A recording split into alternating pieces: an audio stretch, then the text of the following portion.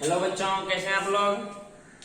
आज हम लोग पोर्शन पिछले लेक्चर में हम लोग पोर्शन का एनसीईआरटी क्वेश्चन देखे थे। आज हम लोग श्वसन का एनसीईआरटी क्वेश्चन देखेंगे। तो इसके जो श्वसन टॉपिक है, बीच किताब में 4 क्वेश्चन है। बहुत अच्छा प्यारा सा क्वेश्चन है, काफी नॉलेजेबल है। उसको आज हम लोग डिस्कस करेंगे। क्वेश्चन क्या कर दिए आप लोग नहीं देखे तो पीछे वाला वीडियो में जाकर देख लीजिए। तो बच्चों, हमारा पहला क्वेश्चन है, श्वसन के लिए ऑक्सीजन प्राप्त करने की दिशा में एक जलीय जीव की अपेक्षा स्थलीय जीव किस प्रकार लाभप्रद है।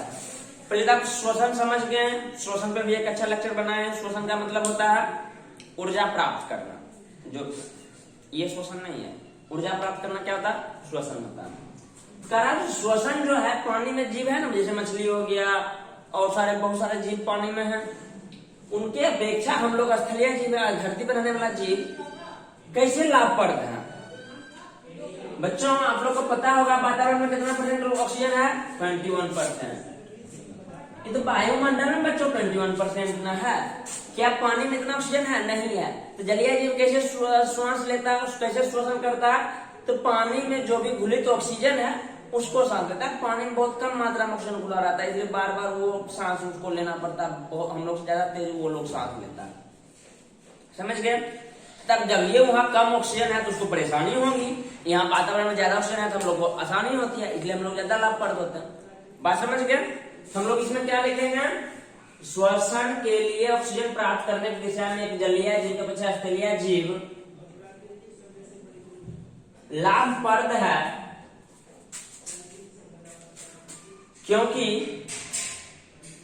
स्थलीय जीव वायुमंडल में घुलित 31% ऑक्सीजन का पूरा उपयोग श्वसन में करता है, जबकि जलीय जीव सिर्फ पानी में घुलित ऑक्सीजन का ही उपयोग करता है। और हम लोग जानते हैं पानी में ऑक्सीजन की मात्रा बहुत कम होती है, जिससे जलीय जीव को परेशानी होती है और हम लोग को ज्यादा सुविधा होता है। बस हो गया, समझ गए। वो लिख लेना। अब उसके बाद है ग्लूकोज के ऑक्सीकरण से भिन्न जीवों के ऊर्जा प्राप्त करने के विभिन्न पथ क्या है। ग्लूकोज का ऑक्सीकरण, ग्लूकोज जो हम लोग जो भोजन करते हैं वो जो कन्वर्ट होता है तो ग्लूकोज में कन्वर्ट होता है, उसका ऑक्सीकरण। बच्चों, ऑक्सीकरण आप केमिस्ट्री में पढ़े होइएगा। ऑक्सीकरण क्या होता है?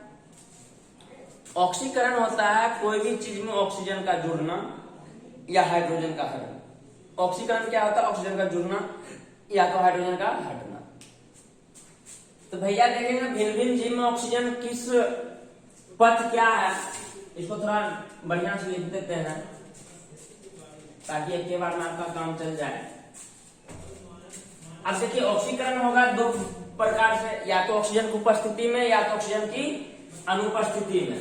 अगर हम यहाँ लेते हैं C6H12O6, ये हमारा क्या है बच्चों, ये ग्लूकोज है। ये हमारा क्या है, ग्लूकोज है।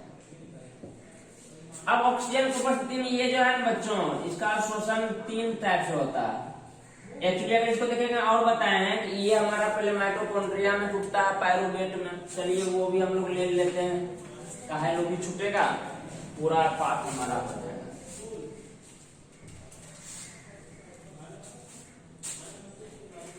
हमारा ग्लूकोज C6H12O6 कन्वर्ट होता है पायरुवेट में। पायरुवेट 3 पाथ अपनाता है। इसके बाद जैसे हम क्लास में लेक्चर लिए आप लोग देख लीजिएगा। पायरुवेट पहला होता है O2 की उपस्थिति में। उपस्थिति ई होता है हमारा दोस्तों माइटोकॉन्ड्रिया में।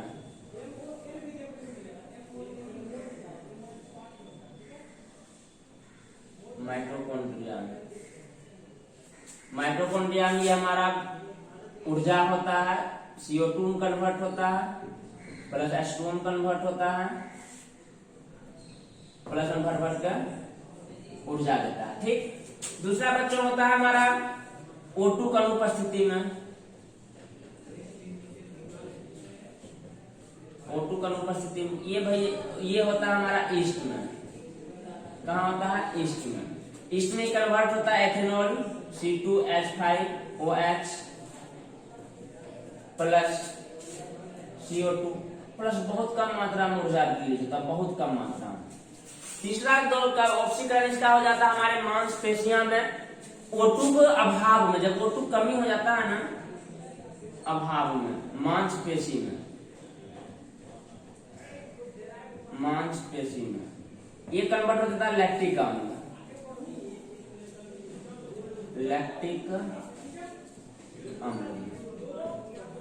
विभिन्न जीवों में दोस्तों ग्लूकोज का ऑक्सीकरण का यही पथ है। ऊपर में लिखते हैं विभिन्न जीवों में ग्लूकोज का ऑक्सीकरण का यही पथ है। पहला हमारा ये होता है कोशिका द्रव्य में, कोशिका द्रव्य में पायरुवेट होता है। पायरुवेट O2 को माइटोकॉन्ड्रिया में CO2 H2 ऊर्जा में कन्वर्ट होता है। O2 का अनुपस्थिति में ईस्ट में होता है C2H5OH इथेनॉल, जिसको शराब जिससे बनता है CO2 प्लस ऊर्जा। O2 का भाग में मांसपेशी में होता है लैक्टिक अम्ल बनता है। बस यही हो गया, सिंपल, समझ गए, आसान है। इसके बारे में हम बताएं, वहां डिटेल से पढ़िएगा तो वहां मिल जाएगा। उसके बाद है ये हमारा हो गया ग्लूकोज का ऑक्सीकरण। फिर मनुष्य में ऑक्सीजन तथा कार्बन डाइऑक्साइड का परिवहन कैसे होता है? मनुष्य में ऑक्सीजन और कार्बन डाइऑक्साइड परिवहन कैसे होता है? सिंपल है बच्चों, हम सांस के रूप में ऑक्सीजन ग्रहण करते हैं, ऑक्सीजन फेफड़ा में जाता है, फेफड़ा से वहां पे रक्त कोशिका O2 को अवशोषित करता है और हमारे पूरे शरीर में पहुंचा देता है। पूरे शरीर के हर एक कोशिका में पहुंचाता है। तो कोशिका में जो ऊर्जा उत्पन्न हुआ है, यहाँ CO2 भी उत्पन्न हुआ ना, यही CO2 है। कोशिका में माइटोकॉन्ड्रिया रहता है, यही CO2 है।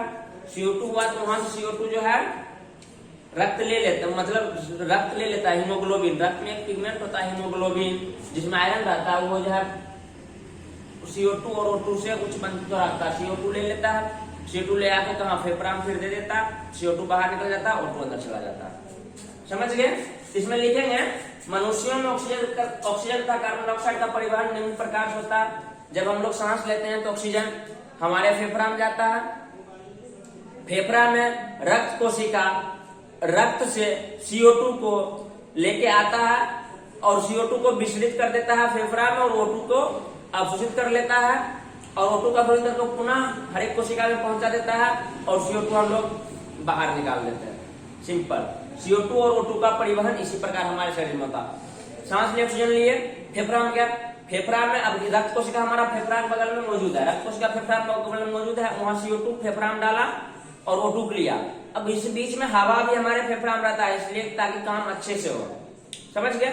तो वहां से फिर CO2 बाहर निकाल देते हैं और O2 पुनः कोशिका में चला जाता है। सिंपल है, समझ गए? वही लिख लेंगे, हम बोलिए दिए। नेक्स्ट है गैसों के विनिमय। विनिमय मतलब होता है दोस्तों आदान प्रदान। गैसों के विनिमय मतलब क्या होता है? आदान प्रदान के लिए मानव फुसफुस मतलब फेफड़ा को कैसे अधिकतम क्षेत्रफल को कैसे विकल्पित किया गया, मतलब अधिकतम क्षेत्रफल को कैसे बनाया गया। तो बच्चों अगर फेफड़ा डायग्राम बनाइए, डायग्राम में हालांकि हम क्लास में बताए हैं, अगर देखिएगा, अगर हम पूरा श्वसन मार्ग देखें, हमारा नासा छिद्र हो गया, इधर नासिका भी हो गया, फिर अंदर जाएंगे तो हमारा ग्रसनी हो गया, लेरिंग्स हो गया, फिर ट्रेकिया। ट्रेकिया वहां फिर अलग पार्ट में होता है, उसको बोलते हैं ब्रोंकाई बोलते हैं या ब्रोंक्यूल बोलते हैं। ब्रोंकाई पुनः तथा ब्रोंक्यूल्स बोलते हैं। जब ब्रोंक्यूल्स और भाग उठता है, जो बैलून टाइप रहता है, बैलून टाइप बना रहता है, इसको कुपिका बोलते हैं या वायु कोष्ठ बोलते हैं। कुपिका बोलते हैं, वायु कोष्ठ बोलते हैं। यही पूरा क्षेत्रफल बैलून की तरह रहता है, फुला हुआ रहता है, ये पूरा क्षेत्रफल को फैला देता है। समझ गए? ये पूरा क्षेत्रफल को जब फैला देता है तो उसमें O2 जो है बहुत ज्यादा मात्रा में, हवा बहुत ज्यादा मात्रा में भर जाता है। अगर देखिएगा तो हमारा फेफड़ा अगर इस सब कुपिका को खोला जाए ना, कुपिका को खोला जाए तो 80 वर्ग मीटर या 800 वर्ग फीट के आसपास क्षेत्रफल होगा। 800 वर्ग फीट बहुत ज्यादा बड़ा हो जाता है, मतलब 1000 वर्ग फीट में कह सकते हैं आराम से 3 फ्लैट बन जाता है, उतना बड़ा इसका एरिया रहता है। समझिए? अब पूछना फुसफुस को कैसे अधिकतम से विकल्पित किया गया, इसमें लिखेंगे गैसों के विनिमय के लिए मानव फुसफुस को अधिकतम क्षेत्रफल को निम्न प्रकार अभिकल्पित किया गया है। उसमें आप डैश डैश देके लिखेंगे तो ज्यादा नंबर देगा। इसी प्रकार अभिकल्पित किया गया है। फर्स्ट में लिखेंगे हमारा जो फेफड़ा में बहुत सारे बैलून टाइप का या बैलून की तरह बहुत सारी कुप्पिकाएं होती है, जिसका क्षेत्रफल बहुत बड़ा बन जाता है, जिससे हमारा जो है अधिक मात्रा में वायु जो है हम लोग सांस के रूप में ग्रहण कर पाते हैं, और जिससे हम लोग का अधिक मात्रा में ऑक्सीजन ग्रहण कर पाते हैं, और हम लोग का ऊर्जा जो अधिक मात्रा में उत्पन्न होता है। उसको कहेंगे जो हमारा गुब्बारा टाइप का मतलब रचना रहता है, उसको हम लोग कहते हैं कुपिका कहते हैं या वायु कोष कहते हैं। कुपिका कहते हैं या वायु कोष कहते हैं। समझ गए बच्चों? मतलब वही कुपिका को अभिकल्पित इस प्रकार किया गया, बैलून टाइप रहता है, उसका क्षेत्रफल बहुत बढ़ जाता है। जब क्षेत्रफल बढ़ जाता है तो उसमें वायु अधिक मात्रा में जमा होगा। जब वायु अधिक मात्रा में जमा होगा तो ऑक्सीजन हम लोग को अधिक मिलेगा। जब ऑक्सीजन अधिक मिलेगा हम लोग को ऊर्जा अधिक मिलेगा। समझ गए? हम लोग को थकान उकान बिल्कुल भी महसूस नहीं होगा। आई होप आपको इन सब चीजों के बारे में समझ में आ गया होगा। तब तक के लिए जय हिंद बच्चों।